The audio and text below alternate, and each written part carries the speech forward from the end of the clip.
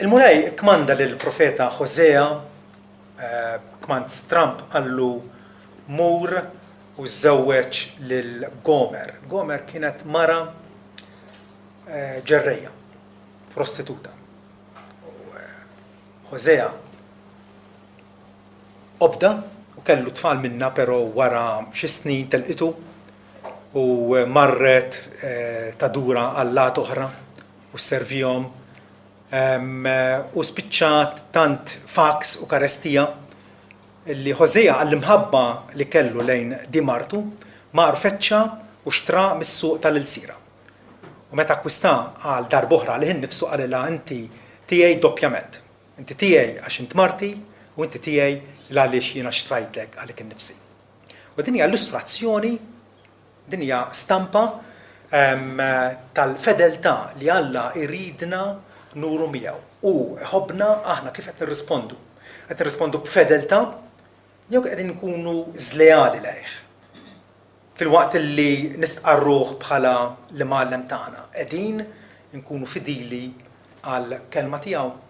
Għaliex l-idolatrija mija xejn ħlief infedeltà spiritwali. Ma meta għandek mara li taqlibha lil żewġa tmur tikkommetti adulterju meta għandha lil żewġa. U l-Knisja ta' Kristu Pawlu jiddeskrivija bħala xebba jew bħala verġini illi hija żżomm li anfisha safja għall-arus tagħha li huwa Ġesu Kristu. U allura l-idolatrija hija wisqar minn adulterju. Għaliex huwa adulterju kontra Alla, u adulterju tar-ruħ kontra Alla il-Kreatur tagħna li huwa wkoll is-Salvatur tagħna. Il-ktib ta' Hosea infatti kif smajtu jinqara dalgħodu, Efraim, Iżrael imbagħad tgħallem jgħid fl-aħħar mill-aħħar x'għandi x'naqsam iżjed mal-idoli. Qabel kien ifittex l-idoli tal-ġnus ta' madwarhom, l-ammonin u kull tip ta' Alla moqżies u kienu saħansitra joffru trabi tagħhom lil dawn l-idoli mistkerħa. Finalment Efraim tgħallem jgħid x'għandi x'naqsam iżjed mal-idoli. Għaliex Alla sejħilna lilna wkoll meta sabna, kif sabna. Aħna konna f'pożizzjoni, l-Apostolu Pawlu fissirilna ċar fl-ewwel Korintin kapitlu 12, fejdilna li intom tafu li meta kontu pagani, ma konniex parti mill-poplu tal-Alla, meta kontu pagani, kontu influenzati u żvijati b'erq lejn l-idoli muti.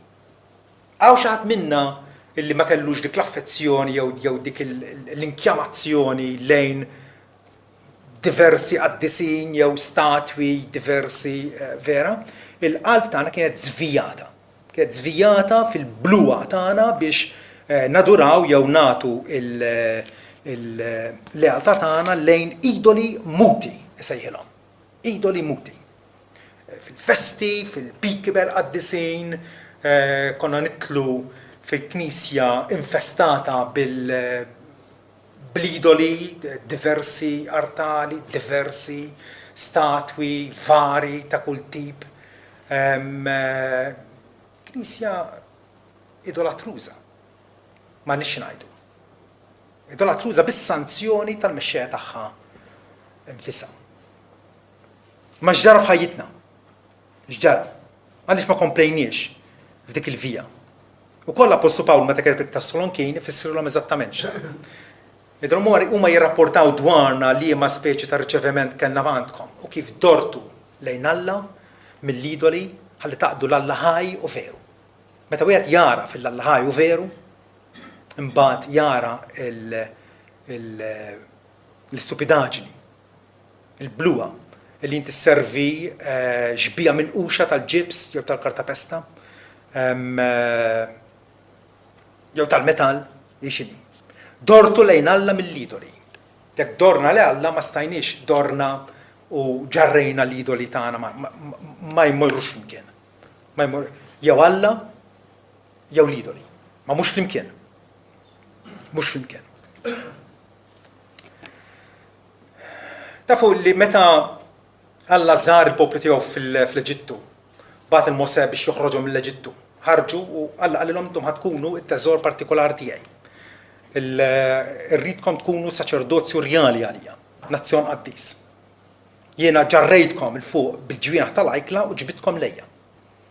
Però appuntu ħarġu mill-Eġittu mill-art tal-idolatrija fejn kienu hemmhekk fl-iskjavitu għal 400 sena. Ħarġu però x'ġarrew magħhom. X'ħadu magħhom? Ħadu qabda idoli minn tal-Eġizzjani. Stifnu jgħidha ċaru tont. Intom irfajtu l-istilla ta' Alla tagħkom Refan, vera, ta' Molok.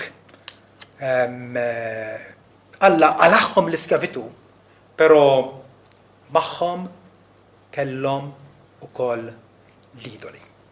U allura dana wieħed irid jistaqsi. Jista' jkun qegħdin nagħmlu bħalhom aħna. Alla fdina, Alla daħħalna fl-art mwieda u għata għandna l-idoli. L-istorja tal-Lut hija waħda terribbli. Terribbli.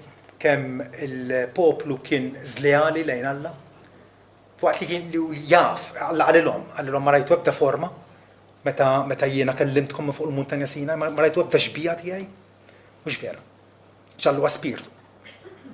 U xbija ta' Alla fl-aħjar tagħha tgħallem gidba. Apparti li tiddiżonora l-Alla u tinsultaħ. Xallu spirtu u xbija hija xi ħaġa li tara u tmissa.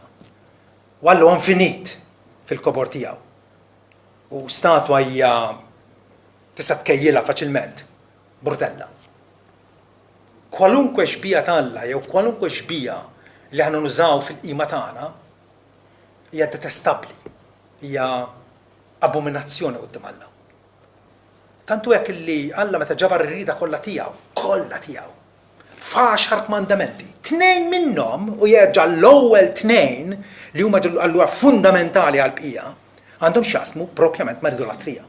Ma jkollkomx Alla toħra qudiemi f'kompetizzjoni miegħi, f'rivalità miegħi bħalli kieku tistgħu tadoraw lili imma wkoll tadoraw Alla toħra. Tieni wieħed ma jkollkom li tagħmlu ebda xbija minquxa għalikom fuskom. Ġifieri tagħmlu ebda xbija biex tużawha għal xi skop reliġjuż. Alla hemmhekk biex qed jgħidilna ma stawx ikollna statwetta ta' żiemel jew ta' xi ħaġa jew ma stax ikollna ritrattom u missier li nżommu fil-kartiera mhuwiex argument dak. Qegħdin ngħidu xbijat sabiex jgħinuna minn għalina fil-qima tagħna lill-Alla. Għaliex għax Alla huwa spirtu. U dawk li imuh jeħtieġ li imuh fl-ispirtu u fil-verità. Allura Alla missierna rrid li aħna nitnatfu għal kollox mill-idolatrija. L-ewwel Korintina 10 Pawlu jalludi għall-istorja tal-Lut meta ħarġu mill-Eġittu, issa qegħdin mas-Sinaj tajjeb Mosè tela fuq il-muntanja biex jirċievi l-kmandamenti. U f'dik il-da jgħid issa dawn il-ħwejjeġ ġraw bħala eżempju għalina.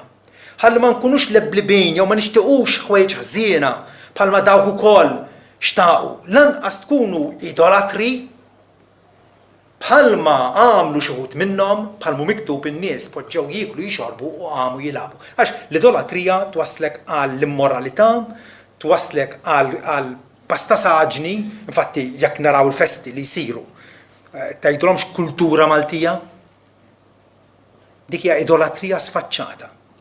U taraw il-konsegwenzi ta' dak il-festi, id-dali jsir, l-immoralità, is-sokor, l-eżiżati kollha tad-dinja fisem il-qaddis partikolari.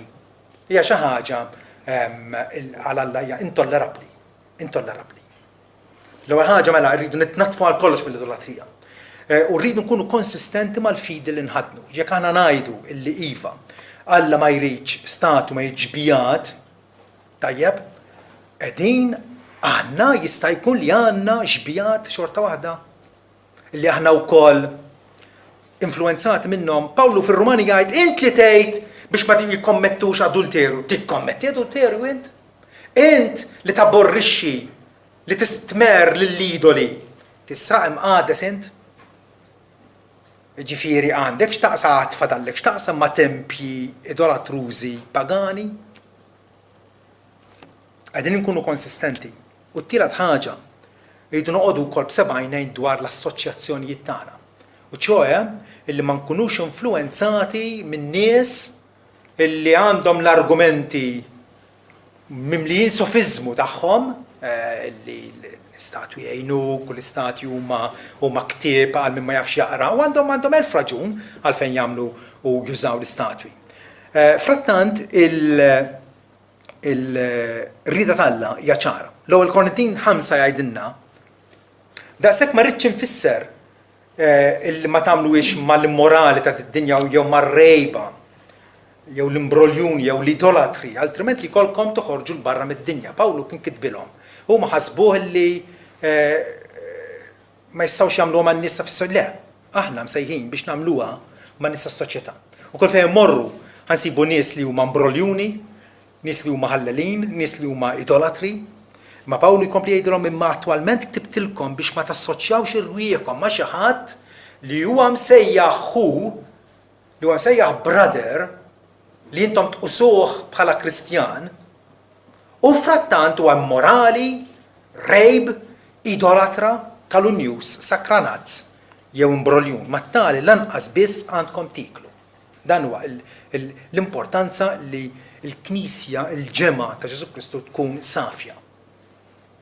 Ma jkunx hemm fiha nies illi jikklejmjaw li huma nsara u frattant huma idolatri. Il għaliex hemmhekk tkun qisek il-ġisem ħa il-kankrena u inti qed tħallih il-kankrena tibqa' tgħawwar u teqret il-ġisem kollu. Ma tali lanqas biss għandkom tiklu. Ġifieri l-assoċjazzjoni tagħna tkun miżmuma kif għandu jkun, mingħajr ma naqgħu f'kompromessi. L-istess Apostlu Pawlu jgħidulhom il-Korintina daqstant maħbubin tiegħi aħarbu mill-idolatrija. Aħarbu mill-idolatrija. L-idolatrija toqtol ir-ruħ fis-sens illi jekk inti tara serpent u das serpent huwa valenus, m'intix ħatoqgħod tikkonsidra kif tista' tagħmilha miegħu. Jew kif tistgħu tgħixu flimkien. X'tagħmel meta tara serb valenus taħrab. Taħrab. Jew jekk inti iltqajt ma' xi ħadd li għandu marda kontaġġjuża serja, taf x'għandek tagħmel. Li ma tidħolx f'kuntatt dirett ma' dik il-persuna. Kif qal Efraim, x'għandix naqsam iżjed mal-idoli. X'għandix naqsam iżjed mal-idoli. Wara l-eżilju il-Lut finalment fehmu illi Alla l-idoli jistkerraħhom. Infatti mill-restawrazzjoni tagħhom il-qudiem il-Lut ma baqgħux jagħmlu idoli. Ma baqgħux. U għadhom sal-ġurnata tal-Lut tal-lum avolja mhumiex insara, finalment jafu li Alla huwa spiritu u l-idoli m'hemmx posthom. Frattant, il-Lut, kif tafu sewwa, baqgħu jibgħatu minn forom oħra ta' idolatrija. U jiena ngħid li qalbi u qalbek tixbaħ qabbli il-belt ta' Ateni meta żara Pawlu l-ewwel darba, infestata bl-idoli.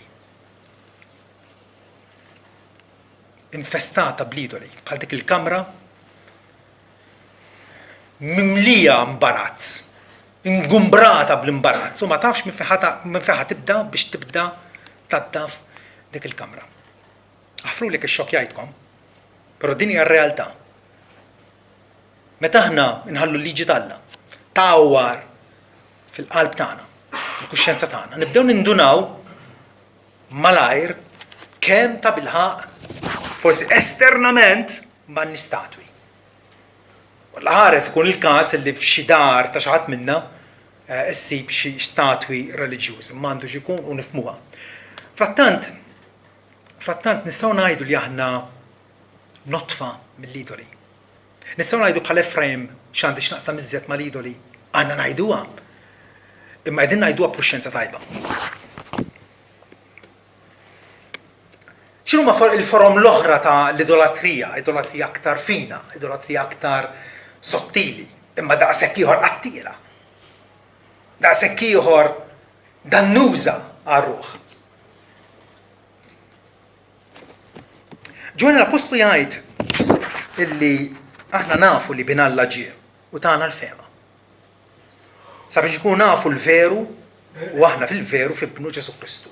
Dan u Alla l-veru u l-ħajja eterna. U li diżżar qassu lilkom fuskom mill-idoli. U jispiċċa.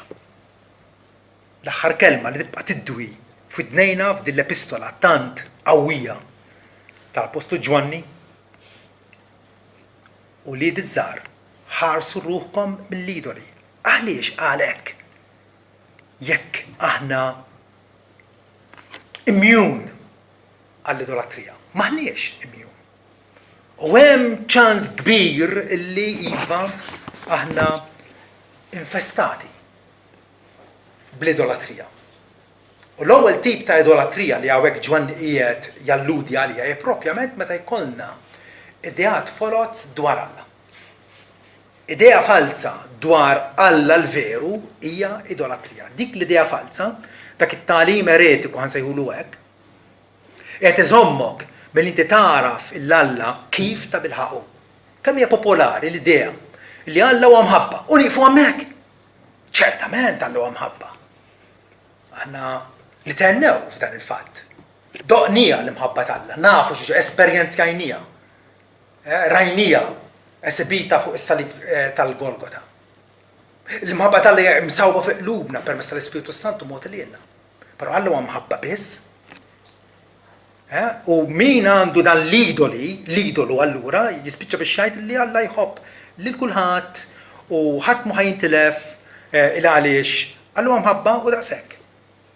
Dak huwa idolu. U l-istess ħaġa jekk aħna lil Ġesu Kristu ma nistqarruhx fid-divinità kollha tiegħu. Ugwali mal-Missier mal-Ispiritu Santu. Ġwanni jgħid jafferma b'mod ċarissimu. Aħna ninsabu fibnu Ġesu Kristu dan u Alla l-veru u l-ħajja eterna. U Ġwanni qed jgħid hekk għaliex anke fi żmienu kien hemm nies illi kienu qed jgħidu li Ġesu huwa inqas mill-Missier. Huwa inferjuri għall-Missier. Dak huwa idolu.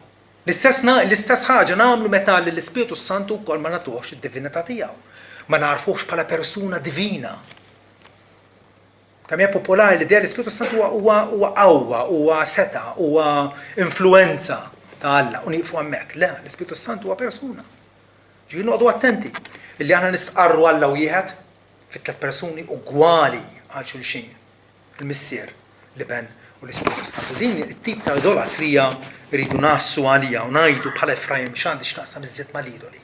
Noqogħdu attenti li iva il-ħsibijiet tagħna dwar Alla huma korretti. Jirriflettu it-tajm tal-Iskrittura. Ma mbagħad hemm idoli oħra u ħanibda insemmihom ukoll mingħajr ordni partikolari. Għaliex ma tistax kollha huma idolatriji moqżiża. Biex jidrilkom minn din. Meta nkunu skuntenti. L-iskuntentizza u l-avidità ir-rejba għal aktar meta jien misjuq minn din l-ambizzjoni waħda li jiena rrid insir sinjur, irrid nakkwista, irrid niddobba, irrid nibni l-imperu tiegħi f'din id-dinja, dik hija idolatrija. Għaliex? Għax inti qed tgħid meta min tiskuntent qiegħed twarrab, qiegħed tiċħad il-providenza għarfa tal-Alla lejk. Alla tak tant u inti tgħid mhux biżżejjed daqshekk, irrid iddoppju. L-iskuntentizza, ir-rejba hija idolatrija għax intom tistgħu tkunu ċerti minn dan jgħidilna l-Apostolu Pawlu fl-Efesin 5. Illi kull immorali jew bniedem impur jew rejb li hu idolatra, rejb irid jakkwista żjed. U Pawlu jgħid dak tip ta' bniedem huwa idolatra. Qiegħed jibni l-imperu tiegħu flok ma qiegħed ifittex is-saltna tal-Alla u l-ġustizzja tiegħu kif ordna Ġesu Kristu, qiegħed jibni l-imperu tiegħu. Dan it-tip ta' bniedem m'għandu ebda wirt fis-saltna ta' Kristu u tal-Alla. Ħallu l-ħadd min jingannakom bi kliem battal jew bi kliem fieraħ għax minħabba tal-ħweġ tiġi r-rabja talla fuq li d-disobbedjenza. Pawlu qisu kellimna dal-għodu. Il-għaliex qisu jaf is-soċjetà tagħna. X'tip ta' soċjetà hi? Soċjetà illi għamlet l-ekonomija l-idolu nazzjonali. L-ekonomija. Irridu navvanzaw, irridu nittilaw fuq l-aħjar skalluni ekonomiċi tal-Unjoni Ewropea. Din hija l-mentalità ta' pajjiżna. U kemm huwa faċli aħna nqabdu f'dik l-istess idolatrija u ngħidu bħalma ħadd ieħor qed jagħmilha l-prijorità ta' ħajtu li jsir sinjur jien ukoll tinsir sinjur. Tallu l-ħadd min jingannakom bi kliem battal. Għaliex kif irraġun Apostolu Pawlu ma ġibna xejn f'did-dinja u laqqas se nieħdu xejn magħna. Li hija totoloġija fis-sens tanti ovvja din, tanti ma kemm qiegħda tiggwida lil ħajjitna. Bħal Efraim misna ngħidu x'għandi x'naqsam iżjed mal-idoli. Jekk ħajtek hija mibnija madwar negozju, madwar iż-żewġ impjiegi jew tlieta li għandek, hemm xi ħaġa ħażina. Hemm xi ħaġa ħażina. Ġesu qal min minnkom bl-inkwiet u bit-tħassib kapaċi jżid kubitu mal-istatura jew mal-omor tiegħu. Ħarsu l-ġilli tar-raba kif jikbru. Ma jien ngħidilkom l-Salamun ma kien imlibbes bħalhom fil-glura kollha tiegħu. Jew ħarsu l-ċawluni tar-raba. La jaħżdu, la jaħżnu fil-mħażen tagħhom. U jien ngħidilkom li Alla missierkom xorta waħda jgħid magħhom. Hija idolatrija. Meta aħna naħsbu illi l-ħajja tagħna hija skjavitu għax-xogħol, ix-xogħol għandu jkun u x-xogħol ordna Alla. Imma meta l-unika ambizzjoni tagħna hija li rrid negozju u nuża kollox sabiex jinnavvanza li nnifsi ekonomikament. Ftakru li meta Ġesu żar it-tempju u ra kif kien qed jiġi abbużat mill-negozjanti reliġjużi li jbiegħu u jisfruttaw il-popolin billi bjawlu n-naċ u l-gniedes u l-ħamiem bil-prezz 4 darbi iktar milli kien normali fis-suq. U tixtri ma bil-fors. Kemm kapaċi aħna naħsbu u naqgħu f'dik l-istess trappola illi l-fidi tagħna hija mezz ta' qlieħ. Le, Alla mhux neċessarjament irid jagħmilna sinjuri f'din id-dinja. Mhux neċessarjament kapaċi jagħmlek sinjur. Wow, Kristjani, storikament, David, Abram, li kienu sinjuri. Alla berikom dak il-mod, Alla għażel li berikom dak il-mod. Frattant, dawk illi jiffissaw biex jistanew, Pawlu jgħidilna li jinfdu lilhom nfushom b'ħafna għali u jkunu qabdu l-triq tar-rovina. Idolu ieħor li huwa komuni fost il-Kristjani huwa meta aħna nqisu lilna nfusna ġusti f'għajnejna stess. Di bl-Ingliż ngħidula self-righteousness. Self-righteousness. U di tinaraf faċilment tinduna inti x'tqim dal-idolu u ċoj inti x'tqim li jak innifsek. Għax tiki. Qed tqim li jak innifsek meta inti isqilek innifsek li inti tajjeb. U ħaddieħor tinduna faċilment meta inti qatt ma tammetti l-iżbal tiegħek. Meta inti titlewwem u tiġġieled il għaliex qatt ma tirrealizza li għandek żball. Bħalli kieku inti xi ħadd infallibbli fuq l-art. Self-righteousness. Li inti taħseb li inti tajb u ħaddieħor tirranġa ma jien m'għandix nirranġa u qasbit tirrealizza li għandek tirranġa. Ukoll xi ħaġa qrib ma' din li ta' legaliżmu. X'inhu legaliżmu? Legaliżmu mhux kif nismaħħa sikwit mingħand xi nies. Illi hija meta inti tipprova tosserva l-liġi kollha tagħha fid-dettalji kollha dak mhuwiex legaliżmu. Ġesu jfaħħar dik il-ħaġa, meta jgħidilna li min jaf il-kmandamenti tiegħi u josserva anke sal-iċken minnhom, dan jisejjaħ kbir fis-salta ta' smawiet. Il-legaliżmu però huwa meta inti qed tipprova tobdi lill-Alla biex min għalik timmerita il-ġenna. U dik hija wkoll idolatrija. Għax inti qed taħseb illi kapaċi tagħmel għalik innifsek dak li Kristu waħdu kien kapaċi jagħmel. Bħalma hu stess qal illi anke għal raġel sinjur huwa diffiċli li jidħol fis-Satan smewit bħalma ġebel ma jistax jgħaddi minn għajn tal-abra. Ma dak l-apostli staġbu x'insemgħu dan. Ġesu raġa' afferma li ekku. Imma dak li huwa possibbli għal bniedem huwa possibbli għal Alla. Allura hija idolatrija.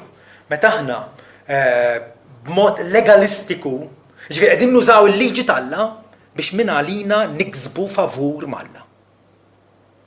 La, il-Kristjan ta' veru jistrieħ fi Kristu u jaf li fih għandu l-maħfra u fih huwa aċċettat quddiem Alla, milquh liberat minn kull kundanna. U allura issa b'rispons għal din l-imħabba tal-Alla ifittex li jogħġbu f'obbedjenza evanġelika. Ma din ngħixu f'pajjiż fejn din l-idea hija prevalenti. Ma rridux li nkunu mdakrin minna aħna wkoll. U ċoe li inti tgħix tajjeb biex min għalik ikun ħaqqek is-salvazzjoni. Hemm idolu ieħor li huwa issa dan l-idolu huwa popolari fil-Kniesa Evanġeliċi. Popolari ħafna. L-idolu tar-rieda ħielsa. Free will. Ħafna mill-argumenti tiegħi, ħafna mill-ħin li nqatta ma' nies li forsi jkunu għadhom ġodda fil-fidi jew kunu anke ġej minn knies oħra, għandhom dan l-idolu li qed jadurawh mingħajr ma jindunaw. Għaliex jaħsbu tant jisqu fuq ir-rieda ħielsa li jgħidu insalva meta rrid jien u jekk irrid jien. Nikkonverti meta niddeċidi jien, nobdi meta jfettilli, nemmen meta u jekk nażel jien. U ma jafux kif Ġesu qal li min jagħmel id-dnub huwa l-sir tad-dnub, x'rieda ħielsa għandna. Aħna twelidna b'rieda imjassra għad-dnub. Imjassra għad-dnub. Il-bniedem qabel ma jikkonverti, qabel ma Ġesu jilliberah, għandu rieda imjassra, in bondage. U ċoe, le, mhuwiex kapaċi jagħmel it-tajjeb, kapaċi biss jagħmel il-ħażin. Dik mhix rieda ħielsa. L-Ispiritu Santu issa ġeddet dir-rieda tagħna, ġeddida, għamela ġdida. U issa iva kapaċi bl-għajnuna tiegħu illi nobdu lill-Alla. Tajjeb? Frattant, idu nodu attenti illi ma naħsbux illi aħna dorna lejn Kristu għax ridna aħna. L-leba li għaddew saqsejt l-oħtna xanaja qabel ma titgħammed, hemm xi passaġġ jew vers li jogħġbok ħalli naqrawh waqt il-magħmudija tiegħek. U qalt li hemm ħafna. Qalt li imma wieħed li vera jogħġobni huwa meta Ġesu qal mhux intom għażiltuni. Imma jien għażiltkom, ħtartkom biex tmorru tagħmlu l-frott, biex il-frott tagħkom jibqa' għada tarbija fil-fidi u frattant tara fil-li mhux jien li jersaqt, mhux bil-ħila tiegħi, mhux għax rid jien. Infatti ir-rieda aħna bħala Kristjani iva għandna rieda u r-rieda tagħna hija mġedda u l-biċċa xogħol tagħna hija li dik ir-rieda injaskruha għar-rieda tal-Alla. Ma tirrealizzawx meta titolbu missierna li inti fis-smawwiet ħajkun dak li trid int fl-art kif inhu fis-sema. Ġi għallimni nagħmel mhux li rrid jien, li trid int. Mhux vera. Però din l-idea tar-rieda ħielsa illi jiena dort lejn Kristu meta rrid jien. Kif meta rrid jien meta Pawlu jgħid fir-Rumani 8 vers 7 li l-moħħ tal-ġisem ġifieri ta' dak mhux ikkonvertiti huwa għadu tal-Alla u mhuwiex suġġett tal-liġi tal-Alla u lanqas tassew ma jista' jkun. Mhuwiex kapaċi jkun suġġett tal-liġi tal-Alla. Alla qed jordna l-bnedmi biex jindmu, qed jordna l-bnedmi biex iduru lejh, qed tifhem? U hawnhekk qed jgħidilna li mhumiex kapaċi waħedhom minnhom infushom. Għalhekk nemmnu fil-grazzja. Min jemmen fir-rieda ħielsa mhux vera jemmen fil-grazzja t'Alla. Min jemmen fir-rieda ħielsa mhux vera jemmen li Alla huwa sovran, li Alla huwa dak li jagħżel u mhux aħna li nagħżlu lilu. Dan huwa idolu illi rridu nkissruh. Bħalma Gideon qabad bil-lejl u kisser l-idoli li kellu missieru fid-dar tiegħu qabad u kissirhom. Idolu pervers. Meta ngħidu li jien li ddeċidejt. Jien li għamilt id-differenza bejn il-ġenna u l-infern. Meta l-Bibja tgħid, il-Bibja jiena nemmen li hemm irrieda ħielsa ta' min imma ta' Alla. Alla waħdu għandu rieda ħielsa. Alla waħdu jagħmel dak li jogħġbu meta jrid, kif irid, skont il-karattru qaddis u ġust u għaref tiegħu. Alla waħdu għandu rieda ħielsa. Ir-rieda tagħna hija taħt ir-rieda tiegħu. U d-dnub x'inhu? Id-dnub meta r-rieda tiegħi qed tipprova tirkeb fuq ir-rieda t'Alla u nagħmel dak li rrid jien aktarx milli dak li jrid Alla. Dan huwa idolu mill-aktar pervers. Mill-aktar pervers. Hemm idolu ieħor illi rridkom tkunu konxi tiegħu. Meta aħna individwalment nibqgħu ikkakkmati ma' xi dnub jew dnubiet partikolari. Jista' jkunu dnubiet segreti li ħadd ma jaf bihom, jista' jkunu dnubiet li jista' jkunu evidenti. Però arranġajna f'ħafna oqsma fil-ħajja, però għadek tfalli u tibqa' tfalli fl-istess qasam tal-ħajja. Il-sienek għadu l-għaxk, jew il-sienek għadek tużaħ għad qasqis, jew għadek immorali, tejr, superf, gburi. Għaliex hija idolatrija din? Għaliex inti f'qalbek hemm niċċa. Illi dan id-dnub li inti fil-kuxjenza tiegħek taf illi għandek taqaċtu u tarimih il-barra. Però qed issaqqieh. Qed tagħtih id-demel. Qed tożżu biex jibqa' hemmhekk. Dik hija idolatrija. Ġesu jgħid aħjar jekk għajnejk tfixklek, aħjar jekk għajnejk il-lemminija tfixklek, aħjar taqlaħħa u tarmi għal-bot minnek għax jaqbillek tidħol fil-ħajja bajn waħda milli bżewġ għajnej biex tintefa' fin-nar tal-infern.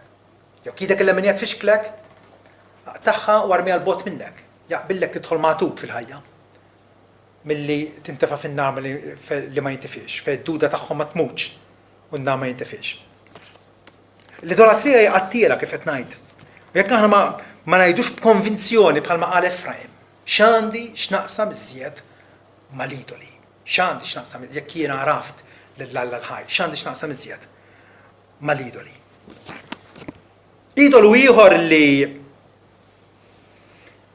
kapaċi ninżlu għal kubtejn qudiemu, forsi mhux fiżikament, huwa meta aħna nintrabtu b'mod inordinat ma' xi mexxej reliġjuż illi fl-aħħar mill-aħħar huwa tad-demu l-laħam bħalek.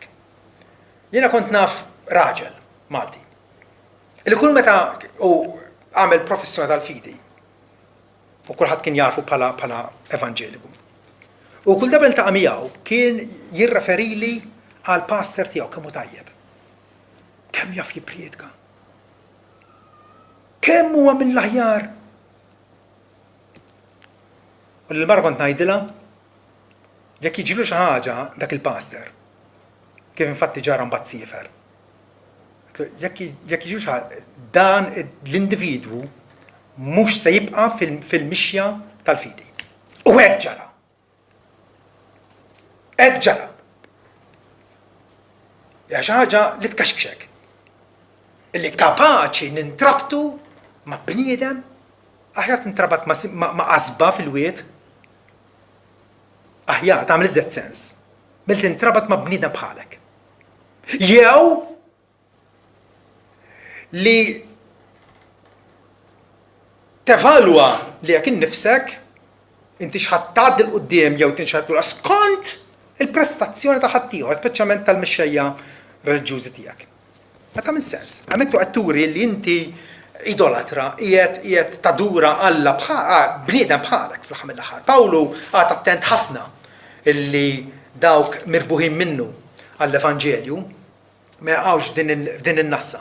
Fl-ewwel Korintin 2 vers 4 jgħidilhom kliem u xandir ma kienx bi kliem li jiġbed taħjar fil-bniedem imma f'wiri tal-ispirtu u tal-qawwa.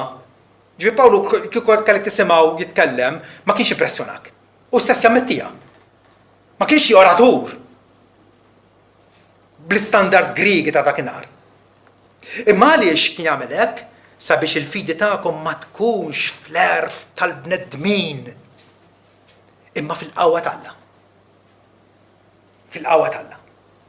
U aktar tard jgħidilhom meta wieħed jgħid jien ta' Pawlu u li ieħor ta' jien ta' Apollos m'intomx tal-laħam qed iġibu rhom tan-nies mitlufa. Kien ħafna partita, ħafna piki fil-Knisja ta' Korintu. Jien ta' Pawlu u li ieħor jien ta' Kefa. U dit tip ta' mentalità bażwija. U Pawlu jgħidilhom min menu Pawlu? Min huwa Apollos? Jekk mhux ministri li bihom emmintu. Huma servi, huma għaddejja li bihom emmintu. Jien ħawwilt, Apollos saqqa, iżda Alla li kabbar. Għalhekk mela la min ħawwel u la min saqqi mhux xejn, iżda Alla li kabbar. Pawlu qed jgħid aħna m'aħna xejn. Xejn. L-aktar aħna bis-servi. U allura tkun vera bluwa meta aħna norbtu l-fidi tagħna ma' bniedem bħalna. Ma' bniedem bħalna. Hija idolatrija. Parħaddi għal idolu ieħor illi ħajkolli narġa' ngħid huwa wkoll prevalenti, huwa popolari fil-Knisja Evanġeliċi. U għalhekk il-Knisja Evanġelika hija ħafna drabi tant dgħajfa, tant debboli. Għaliex? Għax tadura jew iżżur ta' sikwit jew tixtieq li tagħammar fil-fiera tal-bluwa ta' id-dinja. Dak li bl-Ingliż isejħu la Vanity Fair, id-dinja x'toffri, il-tlellix, l-attrazzjonijiet, il-ġibdiet tagħha, il-pjaċiri, il-divertiment tagħha, l-kultura tagħha. Ħafna Kristjani joġobhom illi jgħixu jfittxu dik it-tip ta' kultura.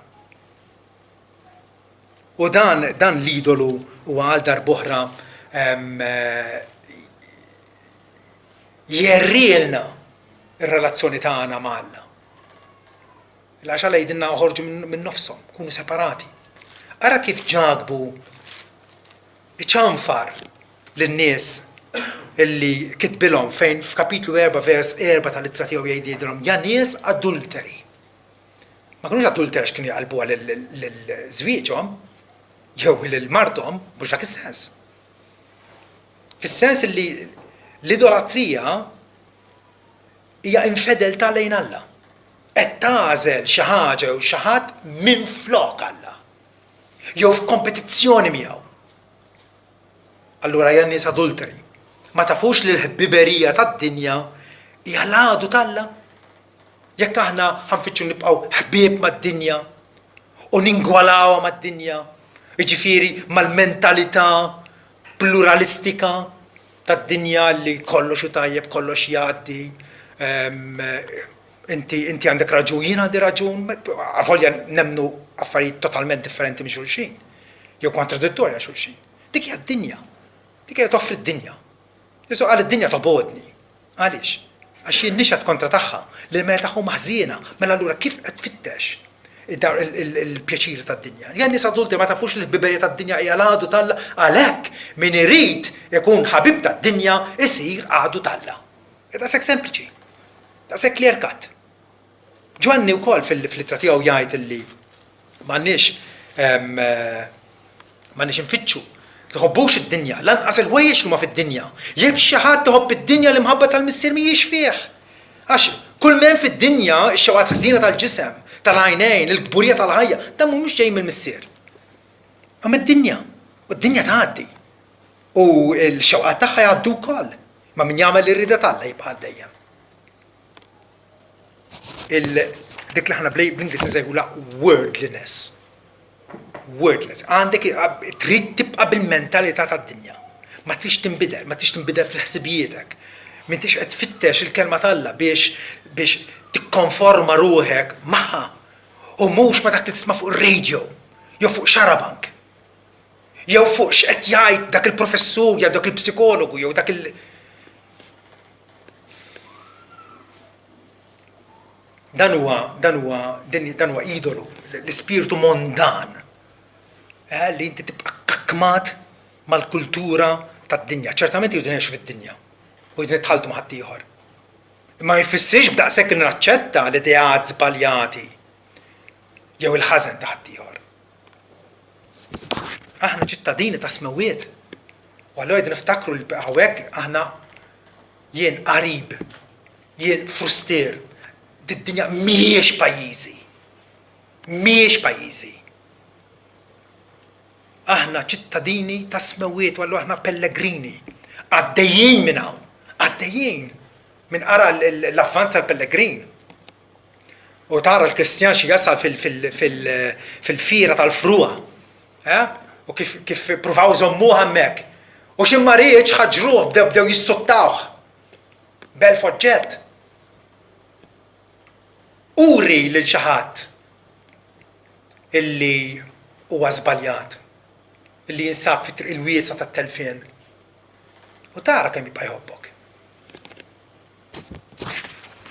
X'għandi x'naqsam iżjed mal-idoli. Pawlu l-Apostolu jgħidilna ma tafux li l-inġusti mhumiex se jirtu s-saltna talla.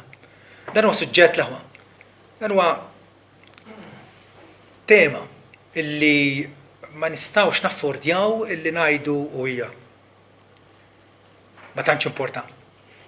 Pawlu qed ma tafux l-inġusti mhumiex se jirtu s-saltna talla u min huma dan l-inġusti? Jgħidilna. La titqarqux la l-immorali huma dawk illi ikasbru żwieġ illi jużaw is-sesswalità tagħhom barra miż-żwieġ b'elf mod u wieħed. Dak huma l-immorali. La l-idolatri, la l-adulteri, la l-effeminati, la l-omosessuali, la l-ħallelin, la r-rejba, la s-sakranazzi, la nies kalunjużi li qalu l-ajja kontra ħadd ieħor delizzju tagħhom. U lanqas l-imbruljuni mhumiex kapaċi jaqla sold bl-onestà. Maħsibu biex jaffeċ fuq ras ħadd ieħor imbasta jsir sinjuru. Dawk mal-imbruljuni. Dawn mhumiex se jirtu s-saltna talla. Araw l-imħabba talla kemm hija kbira lejna, qed jiftinna għajnejna, qed jafżana. Ma nistgħux ngħidu ma kontx naf. Alla qed jagħmilha clear cut. Min il-ħajja tiegħu hija karatterizzata b'dan it-tip ta' fallimenti morali fosthom l-idolatrija. Mhumiex se jirtu s-saltna talla. Infatti il-Bibja kollha tagħlaq bitwissija tremenda fejn jgħidilna li t-timidi u l-miskredenti ġifi dak li ma jemnux l-Evanġelu u l-abominevoli ġifi dak li għamlu ħwejġ mistkerħ qudiem Alla u l-omicidi l-qattira u l-immorali u s-sħaħar u l-idolatri u l-giddieba kollha semhom se jkun fl-qadira li taħraq bin-nar u l-kubrit li jagħtina mewt. Toqgħodx tgħidli u xu nar ta' vera.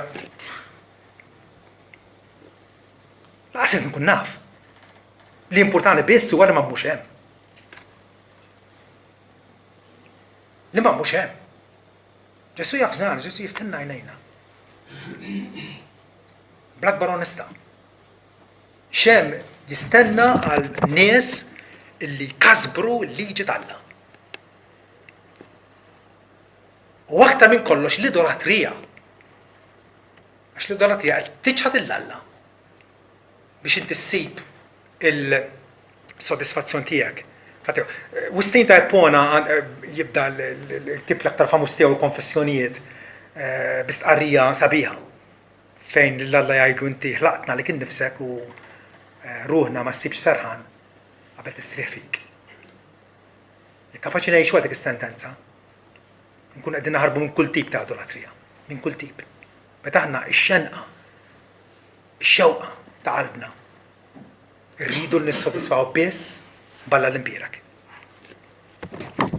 Frattant, l-Apokalissi jagħlaq billi jgħid li barra Ġerusalemm il-ġdida, barra hemm il-klieb u s-saħar u l-immorali u l-qattila u l-idolatri u kull min iħobb u jipprattika il-falsità. Għal darb'oħra jiġi jsemmi l-idolatri.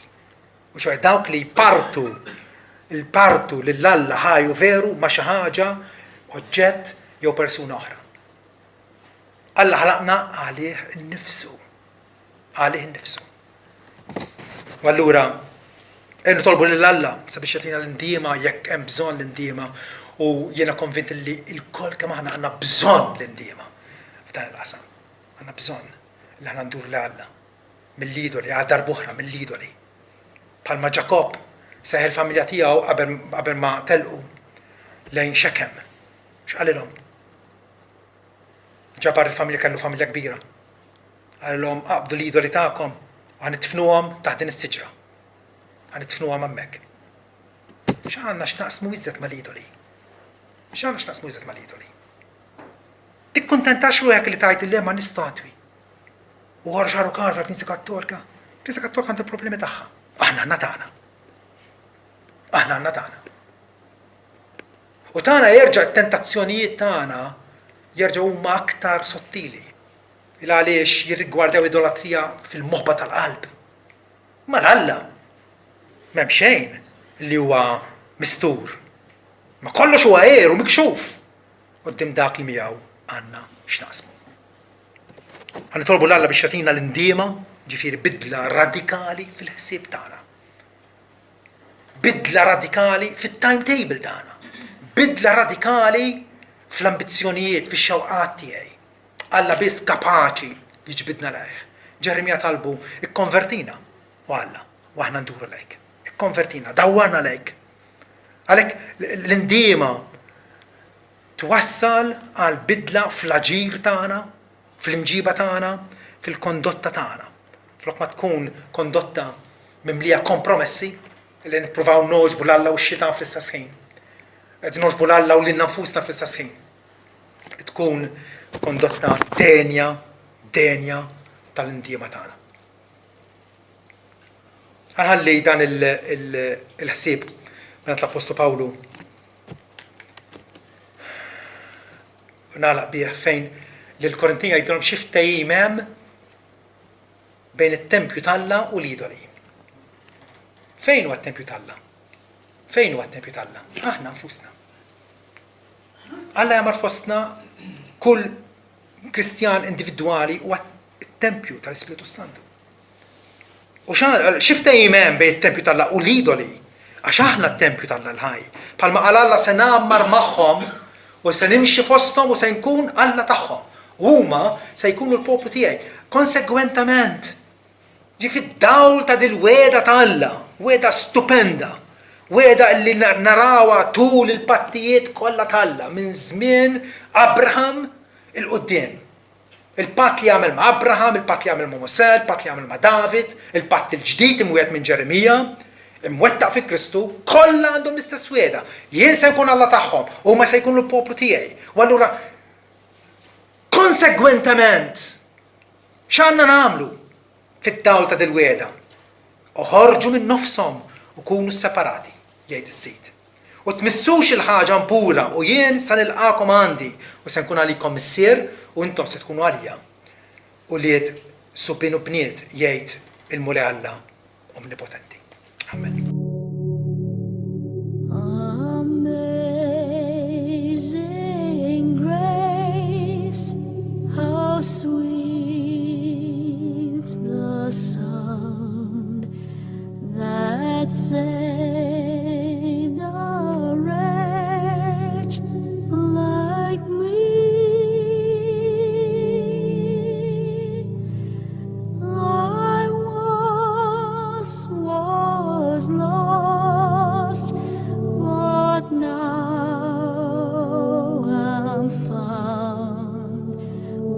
was blind, but now